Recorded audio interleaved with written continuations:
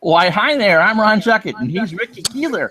And it's time once again for the DoDCast for this third day of January 2017, our first of the new year, and I think first of a lot of regular scheduled broadcasts now that we've turned the new year. How was your new year, Ricky? It was good, Ron. How was yours? It was quiet. It was quiet. Had a good time. I watched my wife had to work yesterday, and I watched the Rose Bowl. What a football game that was! Only hope the other games are as good as the Rose Bowl, at least the title game Monday. That'd be nice. It would be. It would be. I think Alabama is a 7-point favorite over Clemson. Something like that, but with a new offensive coordinator. So who knows? All right. So as we start 2017, we're going to go through this is about the to-do list. And so the first thing that I need to ask you, my friend, are they ready to start the year? I don't think so. I mean, we look at all these free agents out there right now. There are so many quality free agents out there. Now, the Nats won't play a part in a lot of the major ones like Jose Bautista, Mark Trumbo, guys like that. But the name Matt Wieters continues to be kicked around. They could still use another bat on the bench. They could still use a reliever of some sort, whether it's a closer type, whether it's an eighth inning guy, and you want to make somebody the closer. So I don't think this will be the same roster 6 weeks from now when pitchers and catchers report to West Palm. No, I would think not. But I don't think they're going to do anything major at this point. I think if there was any real interest in Wieters that fit their budget, that would have happened by now. I think they bring back Stephen Drew to get some bench depth. But beyond that, I think they're content with their closer being in-house and with Norris being their everyday catcher, or at least trying out for it. Yeah, there's a lot of maneuvering the Nationals would have to do with a signing of Matt Wieters. It's not that I don't think the budget is a big issue, because if he's still out there 3 or 4 weeks from now, that price is going to be much lower than anticipated. Now, I still think he's going to end up signing with Atlanta. I think the fit makes too much sense. You put him with a bunch of these younger pitchers. The Braves signed a bunch of older pitchers, but still, Wieters helps out the younger guys, goes back to Atlanta, kind of a good fit there. If you get Wieters, if you're the Nats, you have to figure out, okay, what do we do with Derek Norris? Do we trade Derek Norris? What do we do with Pedro Severino? Does he start the year in the minor leagues, which could even be a possibility right now with the Norris thing? So I think if you sign Wieters too late, there's a lot of maneuvering you'd have to do, although it could work itself out. Let's say a catcher gets hurt in spring training for another team, for a Norris or a Lobaton or somebody like that. The rough thing, I think, if you were to make that kind of a signing now is what would you expect to get back for Norris? What kind of need would you fill? I mean, who else needs a catcher? You're not going to make that trade to Atlanta. Okay, we signed Wieters. Would you like to have Derek Norris as your consolation prize? That's who's behind door number 2. I don't know if you can eat in this late in the offseason if you could flip him. You probably, I think, would look at pitching depth and mainly maybe getting a guy that you can start the year in AAA. Somebody gets hurt, you have a guy who's not quite major league ready, but at least in the upper levels of your system who would be ready to go, barring injury. Right. I mean, their depth and the starting rotation is a bit down right now because of the Adam Eaton trade, but you still have Voth, you still have Fetty, who will probably be ready sometime this year. So it's not like the cupboard is really bare there, but overall, they're really kind of banking on everyone being healthy all year, and sometimes you can get away with it, and sometimes you can't. And that's the dangerous part. Now, the Nationals had so much bad injury luck in 2015. It kind of evened itself out this past season. There wasn't many serious injuries outside of Steven Strasburg, Wilson Ramos, but that was really late in the season. They didn't really have that big scare throughout the year like Anthony Rendon, Denard Span, et cetera, in 2015. I think the only big injury issue on this roster is Ryan Zimmerman. And I did an article on him, I think it was a couple weeks ago, where I saw, I think it was Steamer projections on Fangraphs, had him as a 20 home run hitter guy. If they can get 20 home runs out of him this year, that'd be fantastic. But that's not something I would expect. He certainly hammered the ball the last month of the season last year, but he was hammering it, he was hitting atom balls. He was hitting them right at people. But the bat speed is there. It's can he take the load? And so if you bring over Daniel Murphy to play first to spell him, who plays second? Or do you play Clint Robertson at first? That's the big issue. I think they like Robinson as sort of the bench bat, but a guy I would keep an eye on, at least at second base, is Wilmer Diffo. I wrote about him in winter ball a few weeks. I think his winter ball season ended. I haven't seen him play recently, but he hit over 330 in 14 games, hitting the ball well. Him and Brian Goodwin out in Mexico. Goodwin had a fantastic Mexican League season. Had a home run and 5 RBIs, I think his second to last game. So Goodwin's another one of those guys who might compete with Michael Taylor for a bench spot in spring training. They liked with a lot of what Goodwin did in September last year. So he's another Diffo and Goodwin to me. It's like 2 young guys you want to watch in spring training real soon. You told me to watch him in September, and he really was impressive. Good speed too. And he earned it. This guy, in Goodwin's case, has been in the minors for a long time. Nats took him pretty high in the draft a few years ago. So he sort of had the long way there. So to see him kind of have that hard work pay off in September, it really speaks to the kind of talent and the versatility he has. Can play almost any outfield position. So you have that option. And it kind of goes to show how far down they are, if they are down at all, on Michael Taylor. Because it's a guy who was supposed to do so much for this team, had a lot of expectations last couple of seasons, really underachieved last year. I was really surprised he even made the postseason roster. Didn't think I really have taken Ben Revere, even though his season was bad. So this is really, you look at kind of a prove it kind of year. Maybe that's it for Michael Taylor. If he actually shows up this year, you have something there. Yeah, he's probably at the stage of his career where he needs to put up or shut up. It's always good to be the hot prospect, but when you're the hot prospect, your third year in the AAA, that's kind of telling me you're not so hot anymore. I think they need to bring back Stephen Drew. I think the one place that there's 2 places that Drew probably could have gone. One of them was the Angels, but I think the Angels filled out their infield when they traded for Danny Espinosa. And I'm not sure what, there might be a fit with the Twins if Minnesota trades Brian Dozier away. But that's really, especially with today's modern 3 bench players and a catcher that you have today, that's really a piece that they need to have. Yeah, Drew is really as close to a bench necessity as you could have, because with Trey Turner going back to shortstop, I still think you kind of need that veteran behind him. So maybe even if it's just to help him out in spring training, and Drew at least had some good moments off the bench last season, can fill in at third if Anthony Rendon needs a day, can fill in at second. He's got that veteran versatility you like. He had a nice bounce back year. As you and I have talked about, you've watched Drew since you like the Red Sox. I've watched Drew at the Yankees. None of us thought Stephen Drew was going to be this good last season than what he turned out to be. No, when he had that year with the Red Sox, he earned a qualifying offer and he turned it down and pretty much played himself out of a contract. I think the Yankees signed him either right before. No, it was after the season started. So the Red Sox wouldn't get that first-round draft pick from him. But yeah, he's a credible guy to have around. I don't think you want to rely on him for 140 games, but if you need 110 games of defense and 300 at bats, he's your guy. Exactly. All right, Frank Ellis, one of our contributors, asks: are there any more trades to be made? Anything realistically that can happen? And I'll let you answer that first. I'm still eyeing the whole David Robertson situation. And I think the White Sox, they're not done yet. I mean, I don't know how many of these guys they're going to take into the season before July. Like, what's going to happen with Quintana? What's going to happen with Todd Frazier? What's going to happen with Jose Abreu? There's just so many names out there. And you look at are they really going to start the year with David Robertson? To me, maybe it's a deal that gets done maybe a few weeks from now. Maybe it gets done in July. There's just too many connecting the tea leaves here. I think eventually the Nationals won't get a deal done for David Robertson because they're really the only team that's been that highly connected to him. I don't think they make a trade before spring training. I think they go through and at least see what options, how things play out over there.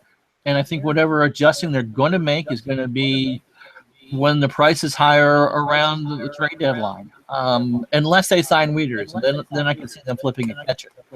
But They've not been really tied to anyone. They haven't been really mentioned along with Neftali Perez or Greg Holland. I mean, there's certainly other options out there for closer, and you never hear anything with them. There's other catchers out there too, outside of Wieters. I mean, Kirk Suzuki could catch you 100 games if he had to, and knows the system already. But I think that they're going to take the gamble and say that we're going to be fine with what we have. Yeah, Feliz is still a very intriguing name because he's a guy that has had a couple of injuries, but finished the year strong with Pittsburgh last year. You always want to take those guys that just learned something under Ray Searage because it turns out they could change their careers. You've seen with Jay Happ. We've seen with a couple other pitchers. I like Feliz a lot, and he's a guy that I would like the Nets to try to bring in. We've seen maybe even a Joe Blanton type that's still out there that could be a setup option or a middle relief option. You saw Brad Ziegler already go off the board, so the names are running thin, but it's just kind of surprising that we heard Dusty and Rizzo talk about, we don't feel confident. When our meetings, Dusty was talking about, we don't feel confident in what we have as closers internally. And now they're going to go in internally with a closer from their bullpen already. That would just be a real surprise to me. Well, they can wait a couple more weeks to see what the market does, but they're kind of running out of time and options. I think you'd want to know who you have going into camp about now, wouldn't you? Yeah, I think it's just about right, barring some drastic downsizing in price between now and February 14th. I think you kind of want to know what's going into camp. I think catcher especially. You want to get your catcher in as soon as you can because it allows them more opportunities to get reps with the pitchers, especially ones that haven't caught them before. I think you'd be okay if you worked out a bullpen deal during spring training or early February because you have time with that. Right. Catcher especially. I think if you don't see anything with Wieters by February 1st, I don't see him coming here. I would expect that Severino is going to get quite a bit of time behind the plate, especially early, so they can see if he can actually call pitches, get familiar with who's the veteran pitches on the staff, and see what he can do. I'm not convinced that that Lobaton is the second catcher coming out of camp, but Severino is at the point where he's going to need some, regardless of whether it's Washington or Syracuse, he's going to need some regular playing time.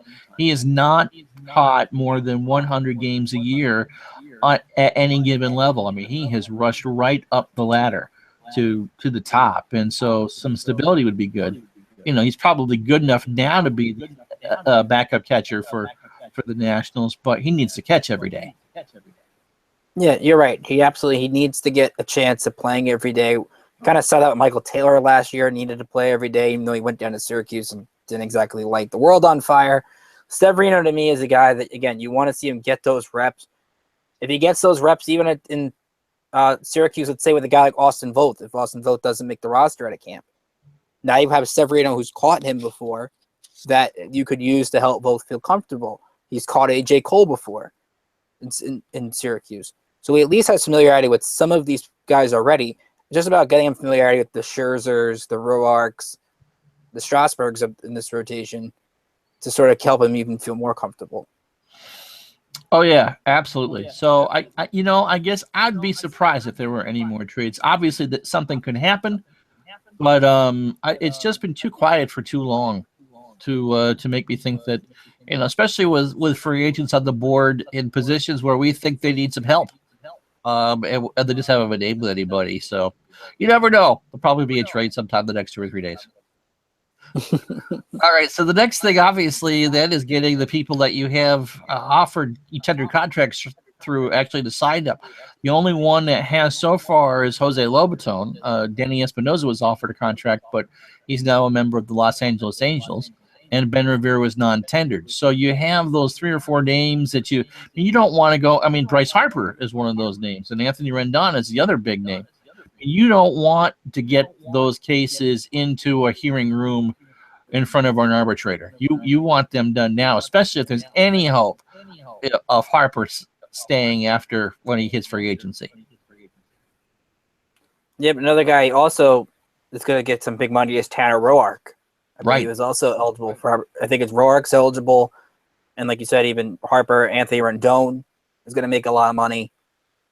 So you definitely have those to consider. When you talk about the budget and you talk about when Nationals have their financial constraints, those are guys you have to worry about paying too, because their pay rate's going to go up with arbitration as well over the next couple of years. Well, Harper's going to make roughly around $10 million this year, we think. I forgot what Rourke's figure is, but it's this less than $20 million in arbitration that'll cost them. But these are good players, and they're coming closer and closer to their free agency. So you don't want them to actually go into that hearing room and exchange the figures. You want them happy and settled. It worked so well for the Red Sox over the years. I don't remember the last time the Red Sox actually had to, I think it was like 2002 or 2003 when they actually had to go through and do that. And it made keeping those players a lot easier when they realized it was a team effort and not us against them. And the other thing you have to keep in mind with Harper, especially after that Bob Nightingale report during the winter meetings, do you really want any more stuff to come out regarding negativity for the Nationals and Bryce Harper? I mean, Bryce Harper has had an eventful winter in itself. He got married. Congrats to Bryce Harper and getting married, by the way. Noah Syndergaard's writing swear words on Bryce Harper's Instagram page. He is lifting a lot of weights, though. We saw that today on his Instagram page. I saw that video. My back hurt after watching that. So now I'm kind of intrigued, though. Again, we don't know where that what that Syndergaard comment is from. Is it would you take it out of context?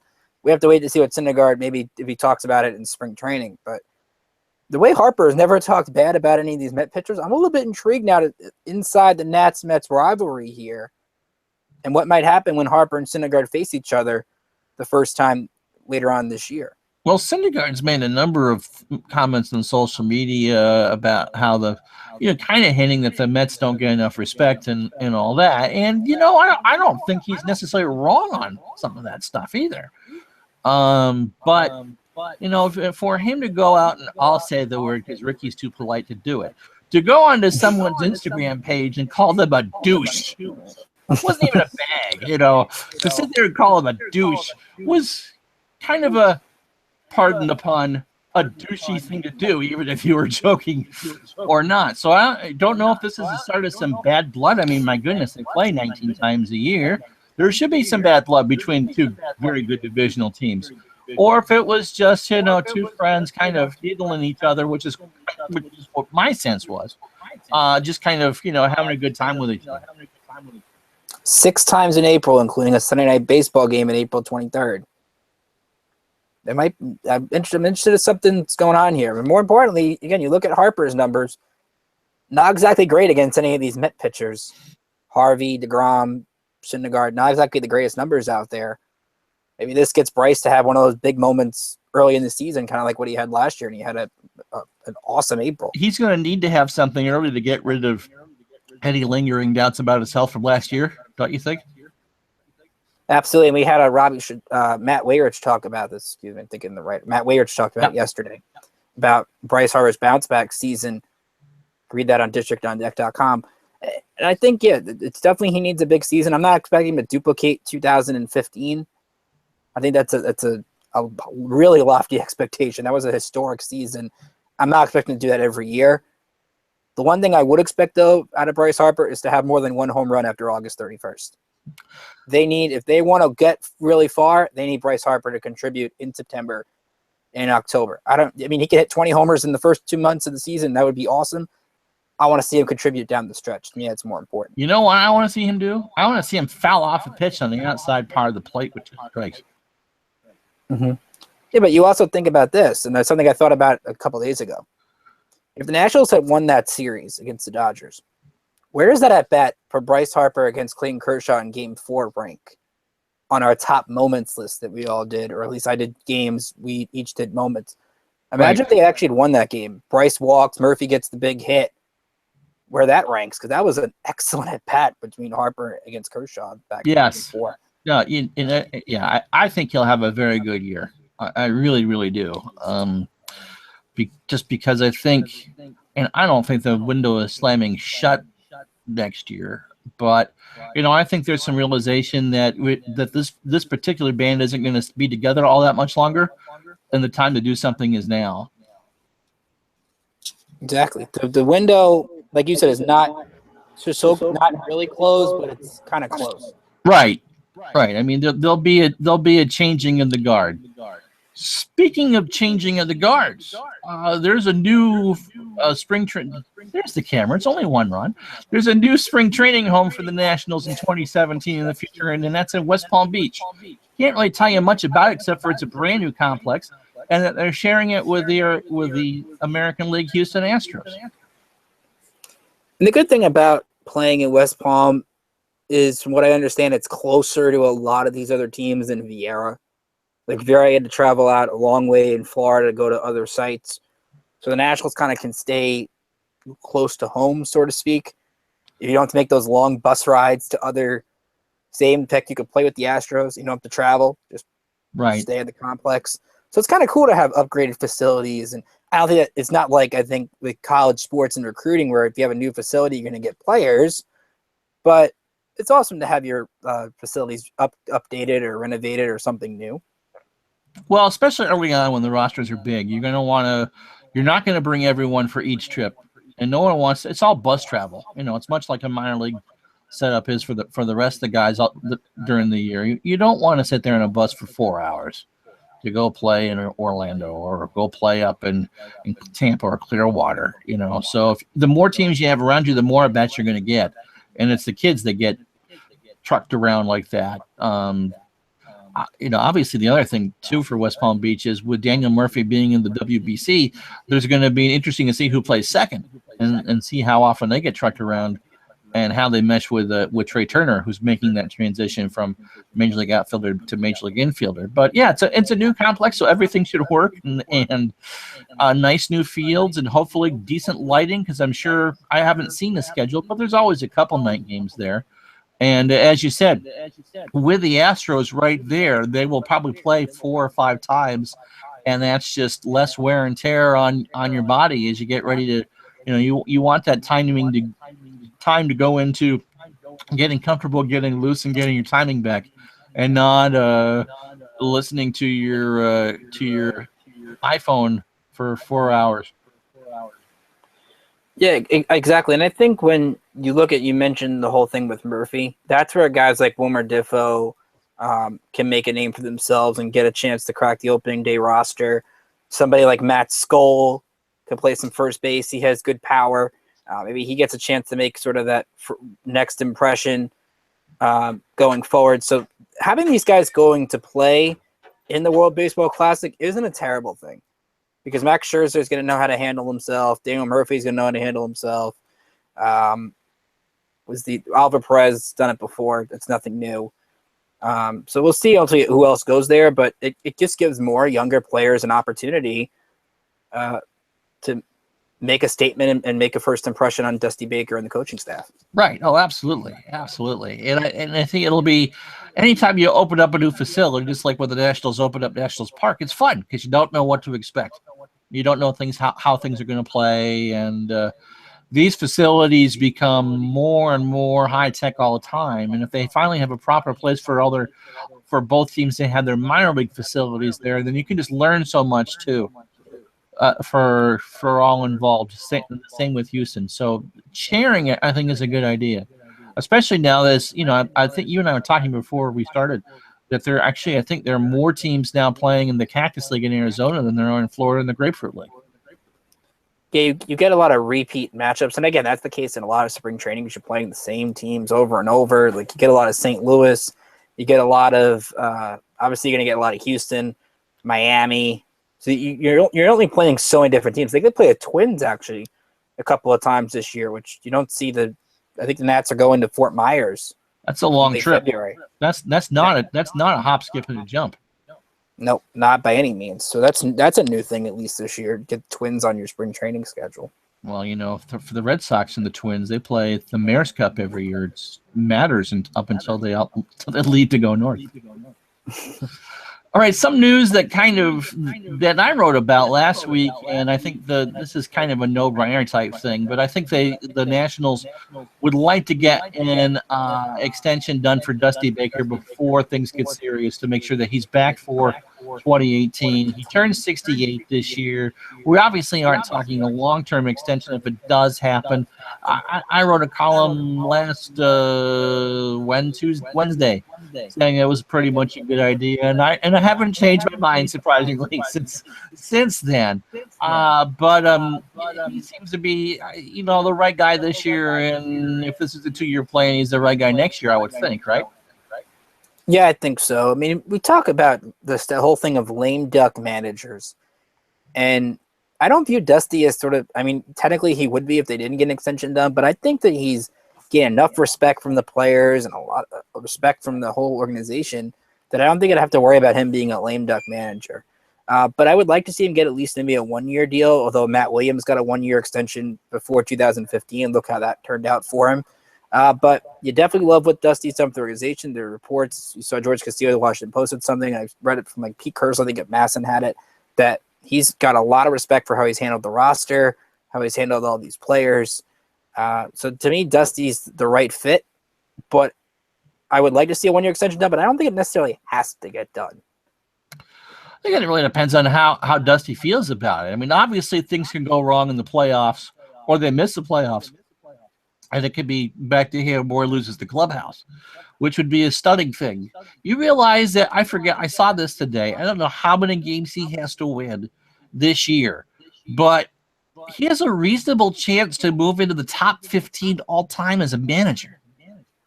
Mm-hmm. Do you know how old that makes me feel? I remember when he was a regular player in the World Series for the Dodgers in the late 70s. And that's what makes him sort of like this fun manager, because you just want to see this guy win, because he's now sort of the bridesmaid, never the bride thing, where he loses all these elimination games. He gets the team to a certain point, and I don't think that there's any doubt with Washington, but you don't want him to end up being that, I don't know, not quite the Buck Showalter type, but somebody similar to where he only gets you to a certain point. He'll help you win, but can he help you win the big one, which is what this organization wants? Well, that was Joe Torre's reputation before he took the job in New York. He could never get you. He was great in season, but he could never get you the big one. Well, he won you specifically a bunch of big ones, and I think if Baker given the chance, I don't think he did a poor job in the series. I think the injuries that they had, especially to Ramos, really hurt, and Dave Roberts proved himself to be a very effective manager in his own right for the Dodgers. Yeah, we talked about it at the time, you and I. I don't think Dusty did a poor managerial job in that series. I just think Dave Roberts outmanaged him. And that happens. Doesn't make you bad either. Right. So that sort of thing. And so, I hope he's such a good fit and such a good guy. I really personally hope that he stays as long as he wants to stay. Now, he's going to be, as I said, 68. He just turned 67. How much longer do you want to do this? He doesn't probably need the money at this point, so it needs to be fun. But like I said, if things go south, Rizzo and Baker are probably gone. Yeah, and you mentioned, I think it was a name you mentioned in your article, Joe Girardi. If Joe Girardi doesn't get re-upped with New York, and you want to move on from Dusty Baker, I don't know. The Lerners don't exactly pay their managers high end. We saw the whole Bud Black, Dusty Baker fiasco a couple of years ago. But that's the kind of guy, if you want to stay with the whole win now mentality, you would pay the big bucks to bring in a Joe Girardi type. There are 10 managers that are free agents at the end of next season, including the new Braves manager, Snicker. Terry Collins, I believe, is done, or his contract runs out. I'm not quite sure how much longer he's going to want to stay. Don Mattingly could be the senior manager of the National League East come 2018, which is amazing because it would be a second year. So there's certainly lots of different options that they have, but I really do think that Baker is their best option going forward. I would agree with that. All right, so I did a predictions piece, and I tried to make some silly predict. Not actually, I tried to be serious about the predictions things. It wasn't like the Santa Claus thing. These were serious predictions. If you haven't read the article, it basically were. I think that Gio Gonzalez pitches himself out of the starting rotation in spring training. I called Strasburg the Cy Young Award winner. I called Blake Tryon the closer. I said that they advanced in the playoffs this year, won the division, and there was another one there that I can't think of. Where do you think I screwed up, and what are your predictions for the upcoming season? I kind of like the whole Gio Gonzalez competes for his whole rotation spot thing, because we know Dusty kind of was sour at him at the end of last year when he kind of mentioned in his post-game thing after Game 3, I didn't take him out, he took himself out. So the question again is, how healthy is Joe Ross? Do you trust Joe Ross to sort of stay in the rotation from the start of the year on? Because innings haven't been great. So that's interesting. I like your whole Steven Strasburg prediction, because people forget, before that injury last year, he was one of the Cy Young favorites. It was 13-0. Yep. He had that one bad game against LA in July. He had, I think, another bad game against San Francisco. But going into mid-August, before that bad game in Colorado, where everything, I think, just went wrong for him, and that's where kind of the injury crept in, he was a top 4, top 5 Cy Young guy. It would be hard to have, if Clayton Kershaw had stayed healthy all last year, he was winning the whole thing. I mean, that season was just history. And he wasn't pitching against the mere mortals in the National League. It's Koufax and Pedro and all that. But no, I think Strasburg finally found some balance in the way that he pitches and how he attacked games, and was pretty much unhittable. If you took Kershaw out of the equation, I think he certainly was right up there among the best pitchers in the National League. I see that Buster Olney thinks that Max Scherzer is number 2 in all of baseball. But I think when healthy, Strasburg is right in that conversation. Yeah, we saw last year sort of the new pitch he had, the slider, and that really, I think, changed how dominant he was. And remember, even the second half of 2015, when he came back, I mean, his stretch at the end of the season was excellent. When you watch him pitch and he has everything working, he's one of the top 10, top 15 guys in the game. Yeah. There's no question about it. It's now, can he handle that pain tolerance? Does he now know, when I feel something early in the year, don't push it, skip a start, skip a couple starts, make sure I'm healthy. I think they had that new DL thing in the CBA. He's perfect for that. Just put him on the DL for like a couple days, get him right back, and have him healthy for the stretch run, because it's the most important. Right, and I also think, and I mentioned this in the article, that I think he's got a massive block of granite on his shoulder as far as a chip, because there's a lot of doubters over the contract, there's a lot of doubters over his durability, and a lot of doubters about his actual overall talent. And I think the doubters in this case are wrong. I really think that he has blossomed into the pitcher that we all thought he would be when he made his meteoric rise up through the system and into the Nationals. So I just think there's enough. I think there's enough motivation there to keep him going all year long. Yeah, Robbie Chatakos wrote about that a couple days ago, about Steven Strasburg getting that contract, and what if he didn't sign it? It's the right thing for them to bring him. Was the right thing back then for them to bring him back? To me, it makes too much sense, because what do you do if you don't have him? When he's healthy, like I said, he's one of the top 10 or 15. You take that chance. You know him. You've had him in your organization. You know what he's capable of being. And maybe having a guy like Tanner Roark, who was one of the surprises last year, he does what he does again. That takes, again, more pressure off of Steven Strasburg. He doesn't have to be the guy. He can only be only the most number 2 behind Max. And that's why the Scherzer signing was so important, because you take even more pressure off Strasburg. All right, so what are your predictions for 2017? My predictions, see, I have it. My crystal. I'm just dusting off my crystal ball. I'd send you mine, but it cracked when I used it. I got to make sure it's there come March or April. But I think this team can be.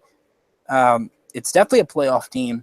I like the way they constructed. The only thing that would concern me is I wrote about April. I think April is huge for this team, because last year they were great in April.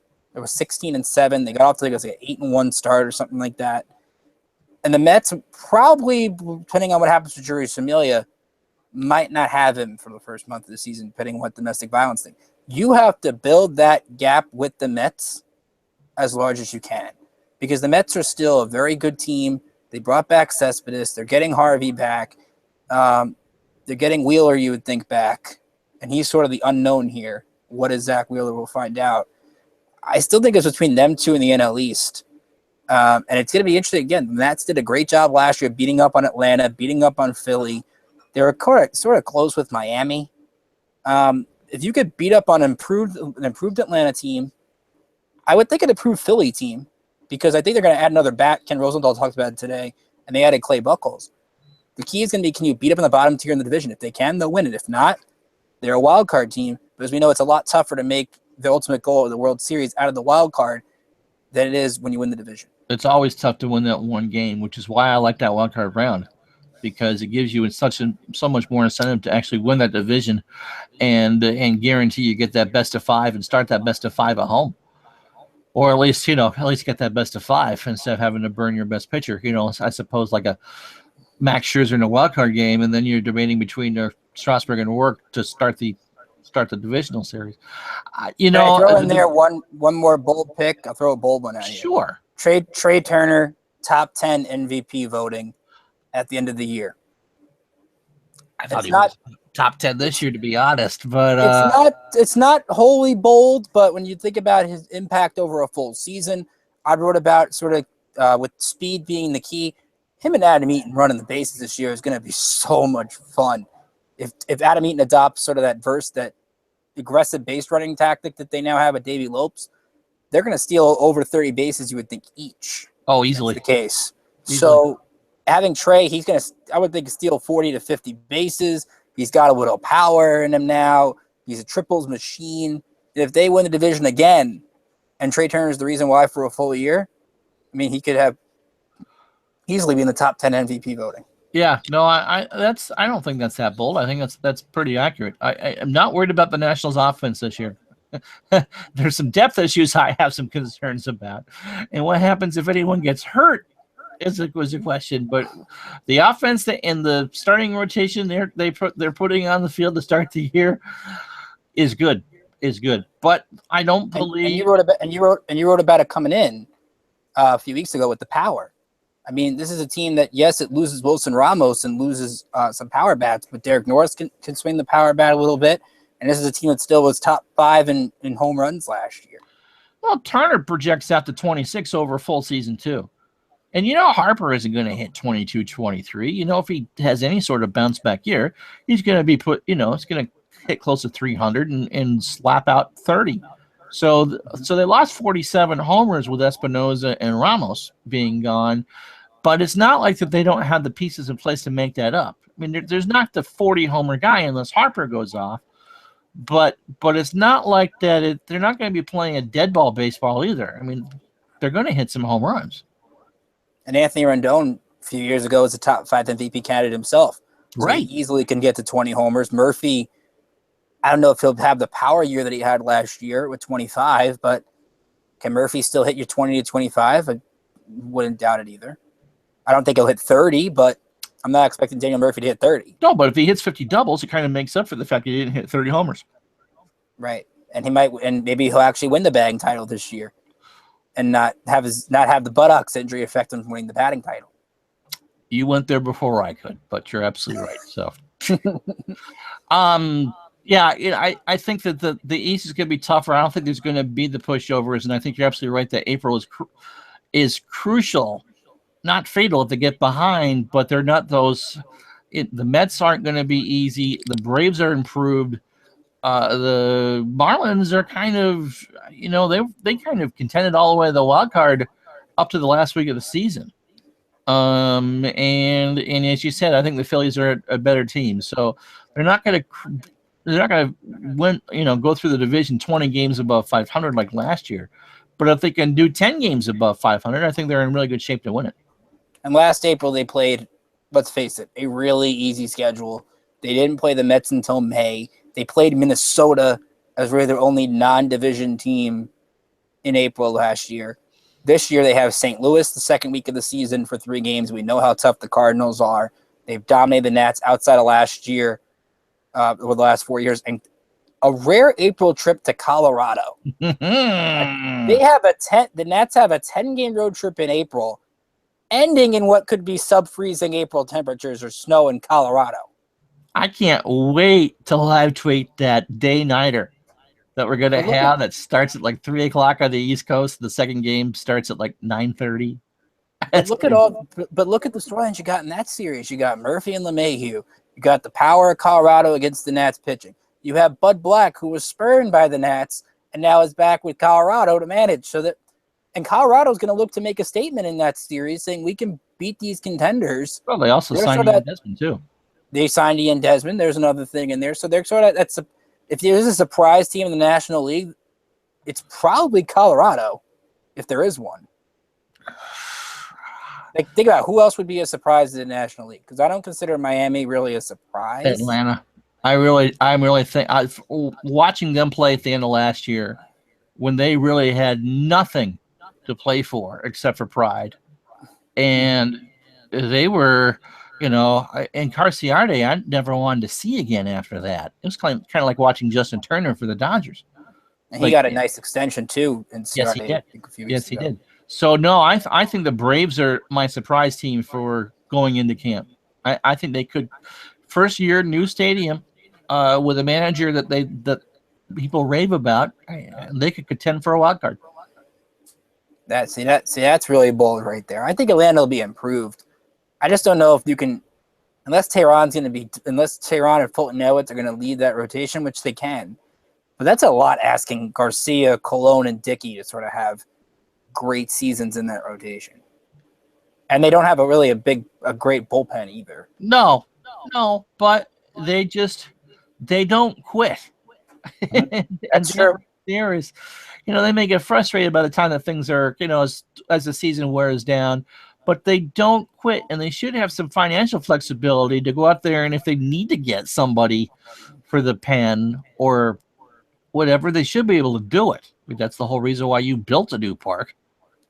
What's the shortstop rivalry over the next 10 years between Trey Turner and Dansby Swanson? That'll be fun to watch, is what it's going to be. We'll be doing NL East rankings coming up in a few weeks, where we break down the division by position. I'm interested to see, I don't forget who has shortstop. I actually can look here. I'm interested to see where our other writer, Rob Schrum, has a shortstop. Because how do you rank Trey coming in as a shortstop when you haven't really seen him play that position defensively outside of the minor leagues? Right. And Swanson, you got Cabrera. This is still a really good division for shorts, a much more improved position for shortstops, especially if Trey and Swanson are going to lead the way for the next 5 to 10 years of that position. Absolutely. All right, you can follow Ricky at Rickinator555. 2 5s or 3? Got it. 3 5s, you got 3 5s on Twitter. You can follow me at my name, Ron Juckett. You can follow District on Deck at District on Deck. DistrictOnDeck.com. And give us a like on Facebook, because we always post stuff on the Facebook in the afternoon.